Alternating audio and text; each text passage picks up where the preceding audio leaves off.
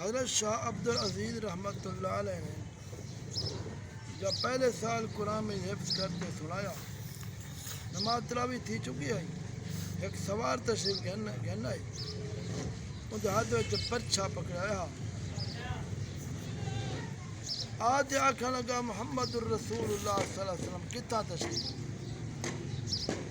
اس وقت جو لوگ اس جگہ موجود ہیں سب نے دوڑتوں کو گھیر کے تھے، پوچھے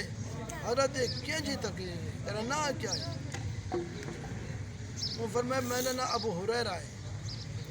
حضور نبی کریم صلی اللہ علیہ وسلم نے فرمایا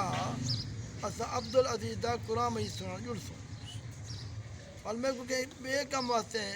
دوسری جاتے بھیجے تو نے اس وجہ تو میں دیر نہ لایا، یہ گال کرن جو غائب تھیا گئے کمالات عزیزی معلوم تھیا محبت والے دا قرآن میں سنا واسطے اللہ دا محبوبی تشریف گھنا آساوی یہ دعا آکھ سکتے ہیں، سر محفل کرم اتنا میری سرکار ہو جائے،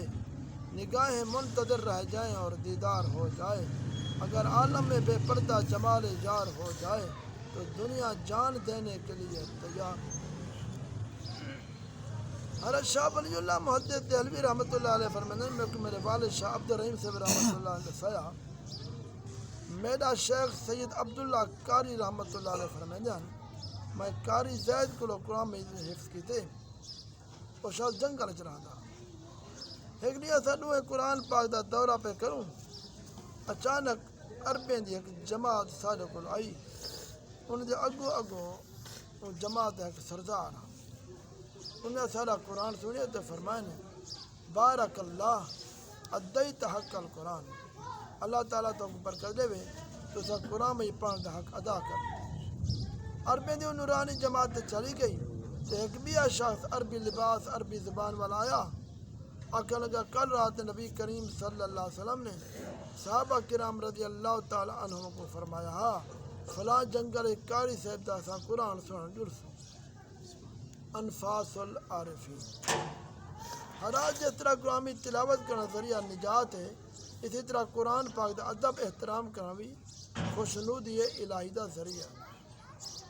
سلطان محمود غزنوی کو کہیں خواب ڈٹھا تو پوچھا اللہ تعالیٰ نے آپ دے نال کیا معاملہ کیا؟ آخر لگا ایک رات میں اپنے ایک دوستوں کو مہمان ہم